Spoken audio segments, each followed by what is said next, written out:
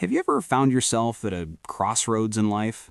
A moment where things change so much that you kind of look in the mirror and ask that big question, who am I really?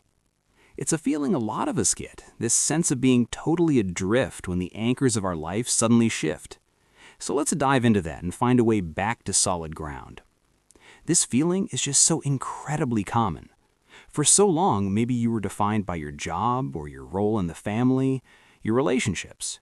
And when those things change, a job ends, the kids grow up, or relationship shifts, it can feel like your actual self is just disappearing. And that right there is the heart of what we can call the identity trap. So what's the real issue here? Well, it's actually pretty simple. We build our sense of who we are on things that are, by their very nature, temporary. We attach our identity to things that were never meant to last forever. And so when they inevitably change, it feels like our whole identity is crumbling right along with them. Think about it. Are you really your job title? Are you your relationship status, your role as a parent or a friend? The truth is, you're not even your personality or your values or your ambitions. And why is that? Well, because all of those things can, and they often do, change over time. Your character evolves, your goals shift. So if your identity is built on any of these temporary labels, you're pretty much guaranteed to feel lost sooner or later. Okay, so what do we do about this? The first step isn't trying to find a new label or some big intellectual answer. Nope, the first and most crucial step is to deal with the painful feelings that all this confusion creates.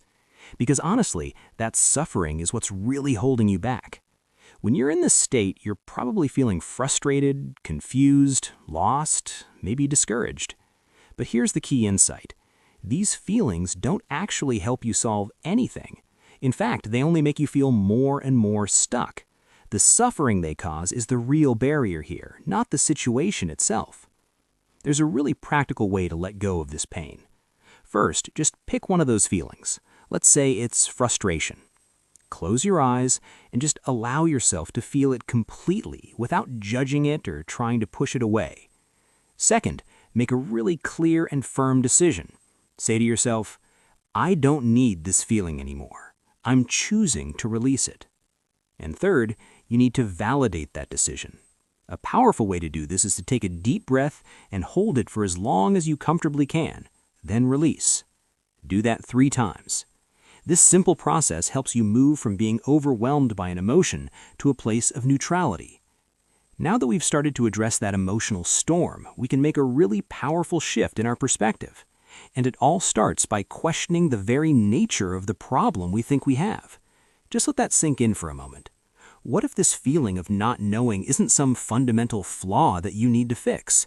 What if it's something else entirely? You see, that phrase, I don't know who I am, isn't an objective fact about you. It's a feeling. It's just another form of suffering. And just like we've released that feeling of frustration, you can release this feeling too. Without that heavy, painful feeling, you're free. You suddenly have the space to explore new careers or hobbies or different paths in life without the crippling weight of an identity crisis on your shoulders. So with that emotional static cleared away, we can finally turn to the real question and find an answer that won't ever change, an identity that you can always, always rely on. I want you to think back through your entire life, all the way from when you were a little kid up until this very moment.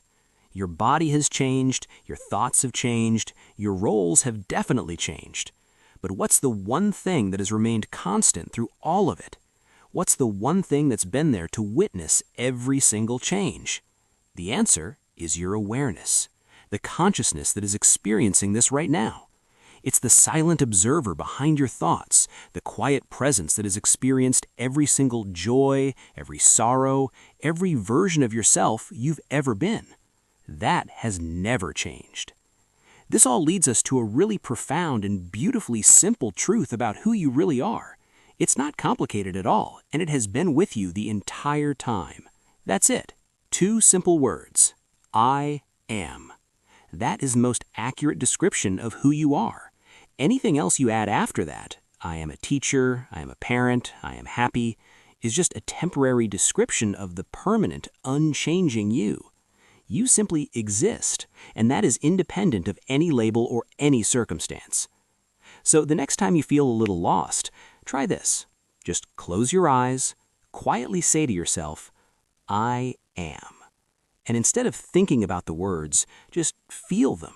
Feel that simple, pure sensation of just being. That feeling is your anchor. That feeling is your true home.